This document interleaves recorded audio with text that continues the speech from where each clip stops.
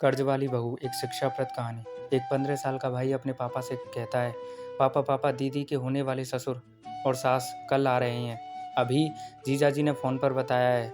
दीदी मतलब उसकी बहन बड़ी वाली की सगाई कुछ दिन पहले एक अच्छे घर में तय हुई थी। दीनदयाल जी पहले से ही उदास बैठे थे। धीरे से बोले, हाँ बेटा, उनका कल ही फ़ोन आया था कि वो 1-2 दिन में दहेज की बात करने आ रहे हैं। बोले, दहेज के बारे में आपसे ज़रूरी बात करनी है हमें। बड़ी मुश्किल से यह अच्छा लड़का मिला था। कल को उनकी दहेज की मांग इतनी ज़्यादा हो कि मैं पूरी ही नहीं कर पाया तो। कहते कहते उनकी आंखें भर आईं। घर के प्रत्येक सदस्य के मन पर चेहरे पर चिंता की लकीरें साफ दिखाई दे रही थीं। लड़की भी उदास हो गई थी। खैर, अगले दिन समधी समधन आए।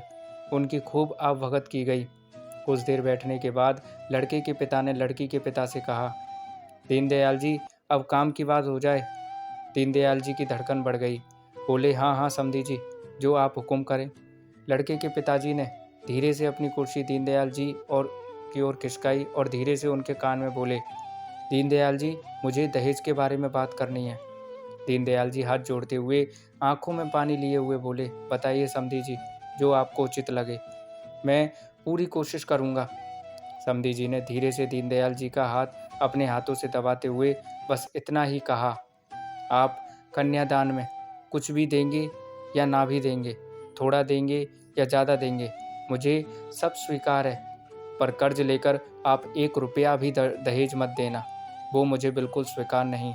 क्योंकि जो बेटी अपने बाप को कर्ज में डुबो दे, वैसी कर्ज वाली लक्ष्मी मुझे स्वीकार नहीं। मुझे बिना कर्जे वाली बहू ही चाहिए, जो मेरे यहाँ आकर मेरी संपत्ति को दोगुना कर देगी। दीनदयाल जी हैरान हो गए। उनसे गले मिलकर बोले, समधी जी, बिल्कुल ऐसा ही होगा जैसा आप चाहते हो। शिक्षा, कर्ज वाली लक्ष्मी ना कोई विदा करे, नहीं कोई स्वीकार करे। तो दोस्तों, कर्ज वाली बहू की ये कहानी आपको कैसी लगी? अच्छी लगी तो लाइक और शेयर कीजिएगा और चैनल पर नए हैं तो सब्सक्राइब कर लीजिएगा।